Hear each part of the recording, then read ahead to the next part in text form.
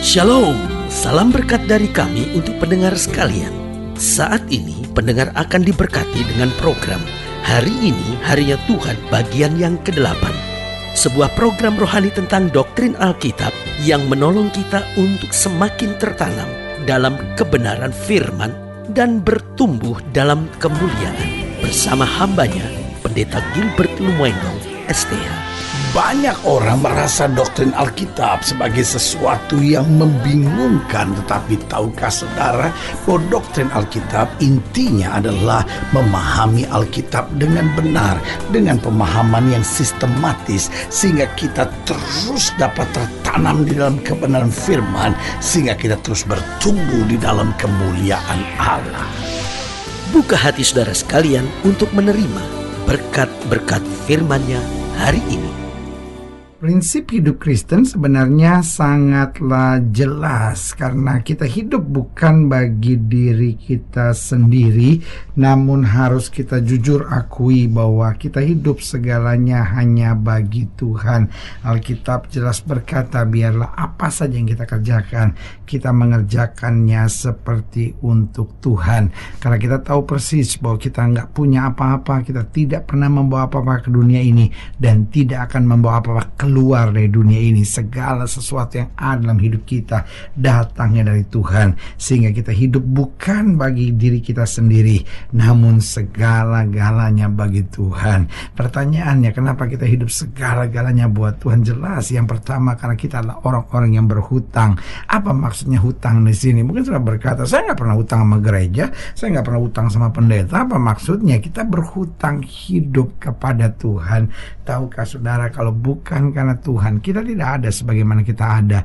Tuhan yang telah memilih kita. Alkitab berkata, upah dosa ialah maut, tetapi kasih karunia Allah menyelamatkan kita. Berarti akibat dosa kita, kita semua sedang menuju ke maut. Kita semua sedang menuju ke neraka, sehingga kita semua sedang ada pada antrian panjang menuju pada maut dan neraka. Tetapi dalam nama Yesus, karena kasih-Nya yang sempurna, oleh darah-Nya yang tertumpah di kayu salib, kita diselamatkan. Kita dipindahkan dari gelap menuju terang yang ajaib. Kita dipindahkan dari antrian neraka menuju pada antrian surgawi, karena kita adalah anak-anak raja. Itu sebabnya kita orang-orang yang berhutang. Dan karena kita orang berhutang, kita nggak usah pikirin diri kita sendiri lagi, karena kita menuju pada kehancurannya. Tetapi karena kita diselamatkan, karena itu biarlah setiap kita dapat berkata dengan, apakah ku balas kepada Tuhan segala kebaikannya kepadaku. Haleluya. Yang kedua, saya pelajari, kita hidup segalanya buat Tuhan karena kita adalah orang-orang yang dikasihinya. Oh haleluya. Manusia mengasihi kita, pada saat yang bersamaan manusia itu dapat mengecewakan kita. Tetapi Tuhan yang mengasihi kita adalah Tuhan yang mengerjakan segala yang terbaik buat kita. Kita dibebaskan dari dosa, kita diangkat dari kegelapan, kita dituntun di dalam kemenangan, dan kita senantiasa disertai oleh pasukan malaikat-Nya. Sebagai bukti bahwa kita dikasihi, segala dosa-dosa kita diampuni, segala penyakit kita disembuhkan, dan segala setan-setan dihancurkan dalam hidup kita. Segala kepastian tentang hari depan kita sudah dijamin oleh Tuhan kita Yesus Kristus. Haleluya. Berarti jelas buat kita hidup segalanya buat Tuhan, karena kita adalah orang yang berhutang. Yang kedua, karena kita adalah orang-orang yang dikasihinya. Yang ketiga, karena kita orang-orang yang telah disempurnakannya. Saudaraku yang kekasih dalam Tuhan, kita bukan sekedar orang yang diampuni dari dosa, tetapi di tengah dosa, kesalahan, kehancuran kita terus disempurnakan. Haleluya. Saudaraku yang kekasih dalam Tuhan, ini saatnya setiap orang percaya bersyukur kepada Tuhan. Betul kita ada kekurangan, betul kita ada kelemahan, tetapi melalui tantangan-tantangan hidup, melalui pergumulan-pergumulan hidup, bahkan melalui kegagalan-kegagalan yang kita buat dalam hidup kita, Kristus dengan sabar menyempurnakan kita, sehingga kita dapat senantiasa menjadi segambar serupa dengan Kristus dalam dalam kemuliaan kasih-Nya yang sempurna. Haleluya. Jadi saudaraku yang kasih dalam Tuhan, kita hidup segalanya hanya buat Tuhan. Kenapa? Karena kita adalah orang yang berhutang, karena kita adalah orang yang dikasihinya, karena kita adalah orang-orang yang terus disempurnakannya, dan akhirnya kita adalah orang-orang yang dipersiapkan bagi kemuliaannya. Bayangkan di tengah dosa, kekurangan dan kelemahan kita, tapi Tuhan angkat kita menjadi kawan sekerja Allah. Tuhan angkat kita menjadi prajurit-prajuritnya Allah. Kita diangkat Tuhan sebagai anak-anak kerajaan sorga. Bahkan kita dipersiapkan kata Alkitab untuk memerintah bersama Kristus sampai selama-lamanya. Karena itu hidup Kristen bukan hidup yang main-main. Hidup Kristen bukan hidup yang setengah-setengah. Hidup Kristen bukan hidup yang gentar di tengah masalah, tapi hidup yang menyadari aku hidup, tapi bukan lagi aku yang hidup, tapi Kristus yang hidup di dalam aku. Haleluya. Selamat datang dalam program kita hari ini, Harinya Tuhan, sebuah program rohani yang kembali mengingatkan kepada kita betapa pentingnya kita menjadikan firman Tuhan sebagai dasar keseharian hidup kita. Karena selama kita jadikan firman Tuhan sebagai dasar keseharian hidup kita, langkah-langkah ke depan kita penuh dengan kepastian, kemenangan, berkat, mujizat, dan perkara-perkara besar. Haleluya. Dan dalam program ini kita sedang membahas tentang jangan buat kamu sendiri. Itu penting. Kita hidup, apapun yang kita kerjakan bukan untuk diri kita sendiri, tetapi supaya nama Kristus dipermuliakan, kerajaan Allah diperluas, dan jiwa-jiwa diselamatkan. Haleluya. Nah, sebagai yang kasih dalam Tuhan, dalam pembahasan kita tentang jangan buat kamu sendiri, kita mau sama-sama belajar dari Keluaran pasal 30, ayat yang ke-34, Keluaran pasal 30 ayat 34 sampai ayat yang ke-38. Keluaran pasal 30 ayat 34 sampai 38, demikian firman Tuhan di bawah judul perikop mengenai ukupan yang kudus. Berfirmanlah Tuhan kepada Musa, ambillah wangi-wangian, yakni getah damar, kulit lokan, dan getah rasa mala, wangi-wangian itu serta kemenyan yang tulen, masing-masing sama banyaknya. Semuanya itu haruslah kau buat menjadi ukupan, satu campuran rempah-rempah, seperti buatan seorang tukang campur rempah-rempah, digarami, murni, kudus. Sebagian dari ukupan itu haruslah kau giling sampai halus, dan sedikit daripadanya kau letakkan di hadapan tabut hukum di dalam kemah pertemuan, di mana aku akan bertemu dengan engkau. Haruslah itu maha kudus bagimu. Dan tentang ukupan yang harus kau buat menurut campuran yang seperti itu juga, janganlah kamu buat bagi kamu sendiri. Perhatikan, janganlah kamu buat bagi kamu sendiri. Itulah bagian untuk Tuhan yang kudus bagimu. Orang yang akan membuat minyak yang semacam itu dengan maksud untuk menghirup baunya haruslah dilenyapkan dari antara bangsanya. Alkitab sedang berkata, kalau kamu dapat sesuatu yang terbaik yang Tuhan perintahkan, itu bukan untuk kamu sendiri. Bahkan kalau kamu mau curi itu untuk kamu sendiri, maka kamu tidak berhak hidup, kamu akan dilenyapkan. Nah, saudara yang kasih dalam Tuhan, ini prinsip yang luar biasa, supaya segala yang kita punya kita pakai untuk kemuliaan nama Tuhan.